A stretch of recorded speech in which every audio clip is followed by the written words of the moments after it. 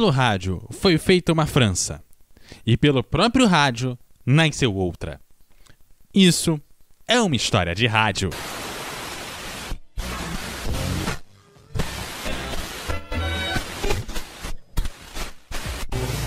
História de rádio. Os primeiros meses da Segunda Guerra Mundial seriam chamados na França de paródia de guerra. Isso porque a guerra estava declarada, mas a vida na França permanecia normal, pois o conflito ocorria bem longe de seu território, o que não significa que não eram necessárias certas precauções. Foi instituída, por exemplo, a censura informativa, e os alertas aéreos obrigavam que algumas transmissões fossem interrompidas. Mas, apesar disso, o ambiente era de tranquilidade e até de otimismo. Mas tudo mudou em maio de 1940. Em uma nova fase da guerra, os nazistas invadiram a Holanda, a Bélgica e a França. Os soldados franceses e ingleses acabaram caindo sob a superioridade do exército alemão, e uma rendição em massa de soldados ingleses e franceses ocorriam enquanto os civis fugiam pelas estradas sem rumo e os políticos eram incapazes de dar alguma resposta. O presidente da época era Paul Reynaud. L'heure que nous vivons est décisive. La situation est claire et elle est simple. Em 10 de junho, o governo abandonou Paris e declarou cidade aberta. A capital da França caiu sem luta 4 dias depois. A rádio alemã deu a notícia com euforia.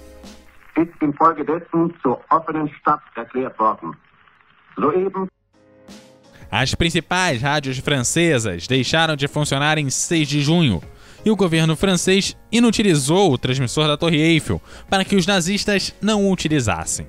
No dia 13, foi a vez do transmissor da emissora privada mais importante da França, mas dessa vez sem sucesso. O governo e as câmaras legislativas foram para Bordeaux, e foi dali que no dia 17 de junho foi feita a transmissão que entrou para a história da França. Radiodiffusion nationale de l'État français. Mesdames, Messieurs, Monsieur le Maréchal Pétain, président du Conseil des ministres, vous parle.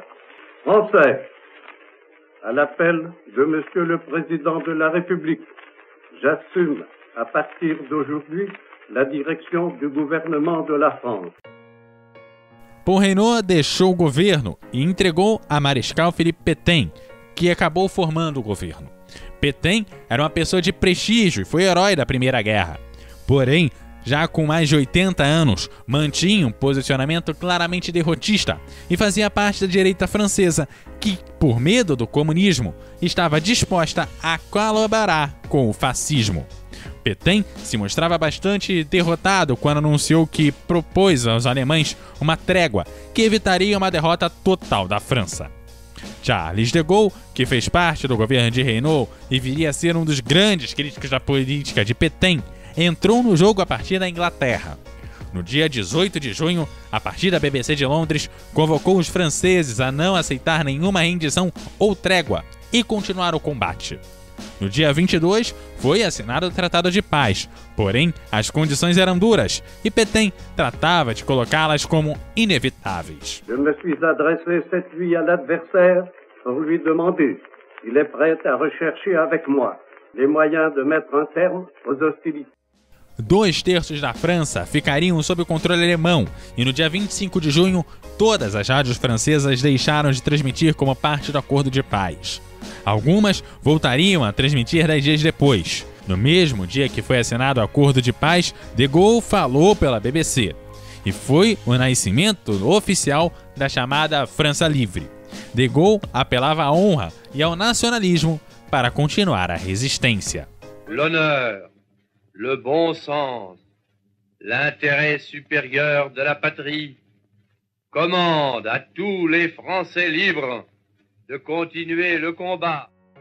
De Gaulle convocava os militares e aos franceses que desejavam a França livre a se juntar a ele na luta que ele encabeçaria. Tous les Français qui veulent rester libres à m'écouter et à me suivre. Vive la France!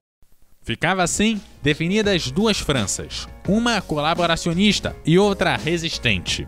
Durante 4 anos, as duas Franças se enfrentariam nas colônias africanas, nas operações de resistência na metrópole e também a partir do rádio.